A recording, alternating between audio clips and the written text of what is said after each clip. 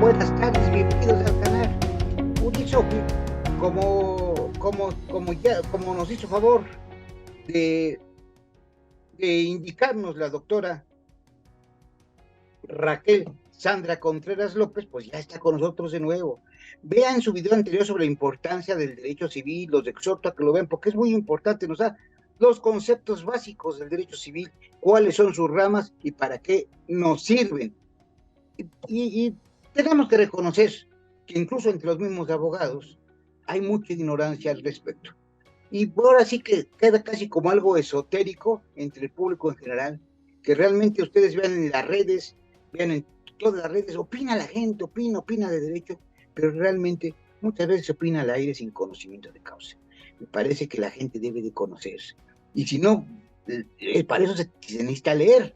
Y pues para los que no quieran leer, pues aquí están estos programas que hacemos con mucho cariño, precisamente para difundir de qué se trata el derecho. Y también pueden sugerirnos temas. Suscríbanse, por favor.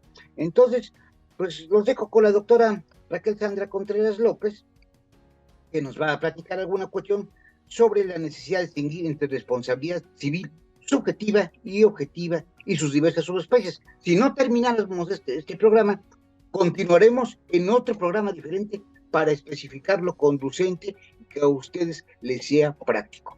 Muchísimas gracias, doctora, bienvenida. Gracias, doctor. Pues a petición también suya y pues de las necesidades de la red y de los propios escuchas, pues hacer las cápsulas muy cortas para que nos vean, para que sean de fast track, que yo no comulgo tan con la idea de pequeñas cápsulas, porque el conocimiento, particularmente el técnico y el técnico civil es sumamente amplio, complejo, así es que necesita más tiempo de explicación, pero bueno, esas son las necesidades Toda de la hoy en día. razón, así es, fíjese, la cuestión es que ahora, tal vez por la vida tan rápida, la gente lo quiere este, todo casi, ahora así como dicen, ya nada más, casi por ósmosis. Y Sí, así es. el conocimiento siempre cuesta mucho trabajo y tratamos de sintetizarlo lo más posible, pero a veces es complicado. Y fíjese, doctor, para ósmosis tendrían que comprar el libro y pues ahora pues ya la gente tampoco quiere comprar obras jurídicas, porque por ósmosis se tendrían que acostar sobre el libro, pues para que, bueno. Exacto. A ese extremo, Ahora, doctora. ahora no se puede, pues que se acuesten sobre el teléfono, ¿verdad? Y así, o sobre el iPad o todas las medios por los que se tienen estas comunicaciones electrónicas. Pero Sí, bueno, vamos al gracias, punto, doctora. Muy que es amable. gracias a usted, doctor. Pues es el tema de la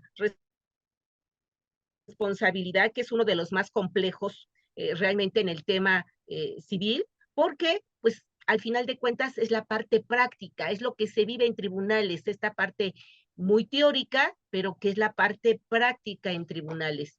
La responsabilidad subjetiva, la responsabilidad objetiva. Y bueno, en el Código Civil de la Ciudad de México y el federal de los publicados en los años, ambos publicados en el año 2000, regulan la llamada responsabilidad contractual y extracontractual. Estas dos clases de responsabilidad contractual y extracontractual tienen como común denominador el hecho ilícito. Y cuando se habla de responsabilidad subjetiva, la fuente es la culpa, ya culpa sea intencional, culpa por negligencia, al finalmente hecho ilícito. Entonces, precisamente el maestro Gutiérrez y González, que fue el creador de la tesis de la teoría unitaria de la responsabilidad civil, y su clasificación es subjetiva y objetiva, partió de la sistematización de los hechos ilícitos. Entonces, puede haber hecho ilícito por incumplir un deber jurídico, como el deber de dar alimentos, el deber que tienen a su cargo los representantes de incapaces y que vienen a ser a la vez administradores de bienes ajenos, el incumplir una declaración unilateral de voluntad, por ejemplo, una promesa de venta, una promesa de recompensa, o el incumplir un contrato, inclusive incumplir el contenido ya de una sentencia definitiva que ha causado Estado, y en donde el demandado, a efecto de no pagar, pues realiza conductas ilícitas, como aquellas que van a generar las hipótesis de actos en fraude de acreedores, simulación que puede ser absoluta, puede ser relativa, o inclusive la acción oblicua que no requiere probar un hecho ilícito. Pero en general todas estas tres acciones parten precisamente de incumplir una obligación indemnizatoria que es necesario cumplir porque ya hay un mandato judicial, una disposición que ha causado Estado y que pues es necesario cumplir, y cuando no se cumple, pues se cae en hecho ilícito. O aquella disposición contenida en la ley, por ejemplo, traigo a la mente las servidumbres en las que el legislador permite una conducta, como es el exigir una determinada servidumbre de pasas o acueducto de desagüe, que son las llamadas servidumbres legales, que todas son legales, porque si las permite el legislador, pues son legales. Si fueran ilegales, pues entonces ya no serían servidumbres, serían hecho ilícito. Pero bueno, me gusta más servidumbres por disposición del legislador, en el que el legislador permite y es más, autoriza exigir en tribunales la servidumbre, pero a cargo del titular del predio dominante, que es el que exige la servidumbre, pues determina una necesidad de indemnizar al titular del predio sirviente, el que debe de realizar conductas de no hacer o tolerar. Y ahí vemos que es un caso de responsabilidad civil objetiva, en donde no hay hecho ilícito, de manera objetiva el legislador señala la necesidad de indemnizar de manera objetiva, pero si se incumple esa obligación o bien no se, eh, no se permite a la otra persona el uso de la servidumbre, pues habría hecho ilícito. Entonces, vemos que es necesario sistematizar los hechos ilícitos para dar lugar a la responsabilidad subjetiva, que surge de la culpa intencional, culpa negligente. Y en este tipo de responsabilidad, pues además de la relación de causalidad entre el supuesto normativo y el detrimento que se origina, hay que probar la culpa intencional o negligente, que estará a cargo de la propia víctima del ilícito.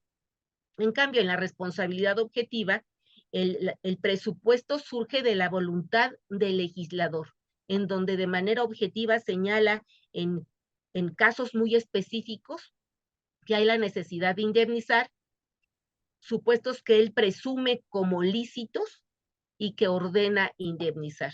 Entonces, se ha considerado, bueno, en el caso de la responsabilidad objetiva, se tiene que demostrar la relación de causalidad que en el Código Civil Federal y Local de la Ciudad de México está regulado en el 2110 y variará de código a código, dependiendo de los estados, el numeral que le corresponda, pero es la relación de causalidad. Y en el caso de la responsabilidad objetiva, solo se tiene que demostrar pues precisamente esa relación de causalidad, pero no la culpa, porque el legislador presume que esa hipótesis se ha actuado lícitamente. Y precisamente de esta sistematización de responsabilidad subjetiva que nace de culpa y responsabilidad objetiva que surge de una determinación objetiva de la ley o de la voluntad del legislador, pues se establece estas dos clases de responsabilidad, diferentes, subjetiva y objetiva, que el legislador en el artículo, legislador de 28 y posteriormente los de 2000, clasifica en contractual y extracontractual, en donde ambas clases de responsabilidad están sobre el supuesto de un hecho ilícito. Y ya en otros países, bueno, se ha derogado esta clasificación, el caso del Código Civil, el Código el código del estado es el Código Civil de los argentinos, Código Civil y Comercial, publicado en el año 2015, en donde desterraron la clasificación de contractual y extracontractual.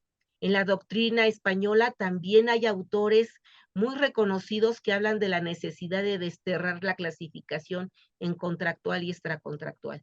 En nuestra legislación, pues está regulada ya esta sistematización en subjetiva y objetiva a instancias del maestro Gutiérrez y González, que intervino en el proyecto de Código Civil en Tlaxcala en el año de 1970, Quintana Roo, Tlaxcala 1976, Quintana Roo 1980, Puebla 1984, creo, y en el caso de Jalisco, en el que el maestro ya no intervino en la comisión redactora del Código Civil, pero sí sus creadores se vieron influidos por la teoría del maestro Gutiérrez y González, que fue publicado en el año de 1995.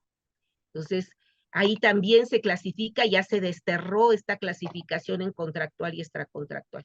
Y se diría, pues es cuestión solamente de término, pero no es así, porque rigen, como ya dije, supuestos y presupuestos distintos. En la subjetiva se requiere un hecho ilícito, la relación de causalidad y probar la culpa, intencional o negligente.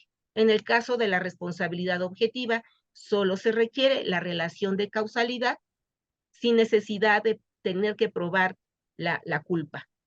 Y pues esto hace una notoria diferencia entre uno y otro. Entonces, ¿cuáles son las especies de la responsabilidad subjetiva? Pues el hecho ilícito, que sería pues precisamente violentar un deber jurídico en sentido estricto, una declaración unilateral de voluntad, una obligación convencional o inclusive una obligación indemnizatoria que ya esté o en la ley, como en el caso de la responsabilidad objetiva, en los casos de la servidumbre, de la búsqueda del tesoro, en materia de partición de herencia, en el contrato de mandato, son supuestos que ahorita tengo a la mente, y en el caso de la responsabilidad subjetiva, probar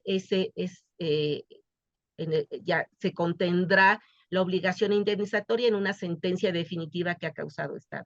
En el caso de la responsabilidad de la objetiva, son 3 los supuestos que ya hablaré en otra ocasión, que sería por el uso de mecanismos en sí mismo peligrosos, regulado en el artículo 1913 del Código Civil Federal y Local de la Ciudad de México, supuestos como el de la servidumbre, búsqueda de tesoro, conductas permitidas por el legislador, y otro caso más, que es el enriquecimiento sin causa, por lo que corresponde al que se enriquece cuando lo hace de buena fe. Y ahí hay un tema muy interesante, porque en la gran mayoría, en el 99% de los códigos civiles, este supuesto de enriquecimiento ilegítimo se regula como una causa autónoma de obligaciones indemnizatorias. Y solo en el Código de Puebla se le regula ya sea como un supuesto de responsabilidad subjetiva o como un supuesto de responsabilidad objetiva, a propuesta también del maestro Gutiérrez y González. Entonces ya para la siguiente cápsula, Fast Track, pues hablaré un poco más de estos temas que pues realmente pues es teóricos pero prácticos para saber con qué se enfrenta el especialista, el operador jurídico en el ejercicio de la profesión en el momento de hacer su argumentación ante tribunales. Y el propio operador jurídico en la defensa como autoridad jurisdiccional, que parece todo muy simple, pero no es tan simple. Doctora, pues muchísimas gracias y pues nos vemos en el próximo programa. Véanlo porque continuaremos con este tema, como la doctora está mencionando, y también, si así lo desea también ella, se lo pediríamos con algunos ejemplos prácticos que a la gente les puede interesar. Tal vez no todos los abogados, a lo mejor ellos ya lo conocen, a lo mejor, pero, pero el curso público en general, que son problemas cotidianos en los que nos enfrentamos diariamente, Así es, en abogados y no tribunales. abogados. Pues Así es. muchísimas gracias, doctora, gracias a todos, Pues suscríbanse, muchísimas denle gracias, manita. doctora, a usted y a su público. Que esté muy bien, doctora, Gracias, gracias, doctor. y nos vemos la próxima semana. Hasta luego. Gracias, doctor.